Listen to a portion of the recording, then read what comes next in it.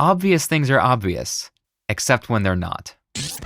I spent a lot of time as a young magician wondering, how do I get the audience to like me? How do I get them to applaud, to laugh, to give me a standing ovation? These questions felt natural, but they were selfish. Every single one of those questions was about how I could get something from the audience. And so, of course, the answers were always about me. I could buy better tricks. I could learn better tricks. I could end a trick like this. Magicians refer to this pose as the instant applause pose. I could hire a professional comedy writer from The Late Show with David Letterman to write funnier jokes for my act. And I did all those things, but they rarely produced the results I wanted. And then a veteran magician caught my show and he offered some of the best advice I've ever received. Instead of asking yourself, how can I get more applause? Ask yourself, how can I give the audience an experience so incredible that they feel compelled to applaud? And that changed everything. Hey, Brian Miller here, the Connection Magician, and welcome to Thursday Thoughts. This week, we're talking about asking the right questions because your teacher lied to you. There really are bad questions. By changing the question from focusing on myself, how to get applause, how to get laughter, how to get a standing ovation, to focusing on others, how to give an experience, I found much more effective answers. I could be fully present with the audience instead of walking through memorized scripts like a robot. That's one way to do it. I could meet people on their way into the theater 30 minutes before showtime and get to know them a bit on a personal level. I could perform simple tricks that were easy to follow with captivating stories instead of complicated tricks that stroked my own ego and made me feel cool for all the time I'd spent learning them. In other words, I could make the show for them, not for me. Duh. So let's talk about viewing the future as if it's the present.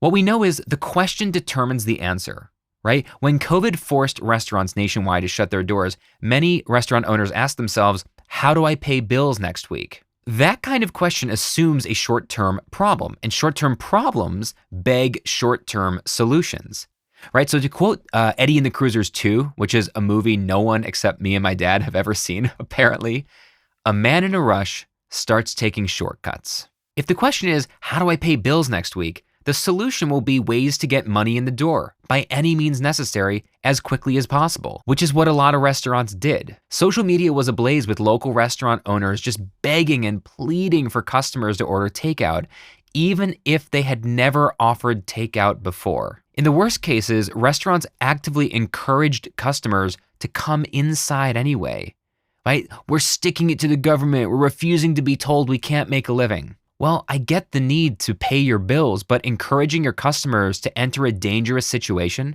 where they're likely to get very ill or possibly die is really short-term thinking. Dead customers don't pay, and sick customers don't come back.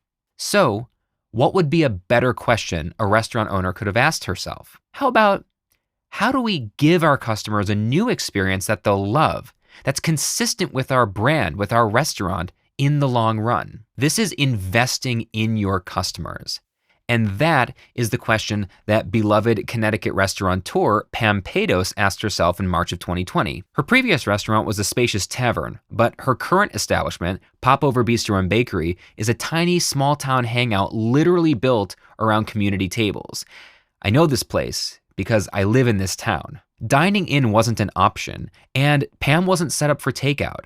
Until then, takeout was really just request only. But a year later, Popover, her tiny little local bistro, is not only still standing, but it's more adored than ever. I caught up with Pam back in November of 2020 to find out precisely how she made that pivot so successfully, while so many restaurant owners nationwide and worldwide struggled to get by or even went out of business. Here's what Pam had to say. Yeah, so I did something that most people aren't doing during this pandemic. Is I closed for a week and I popped about $20,000 into my restaurant and I remodeled. And so I remodeled in a way that made the takeout more efficient and made us look like we're a little bit more of a takeout restaurant. When you walk in, our counter's longer. We have big chalkboards that have our menu up so you can order quickly, but it still kept us who we were. And I didn't change the menu, and I didn't push dinners anymore because we're not a dinner restaurant. And I just tried to make our processes run smoother, but I put money into the business that I didn't have to do, like really aesthetics. What are you doing? The restaurant next to me came up and he was like, why are you putting money into your business right now? I'm like, because I have to.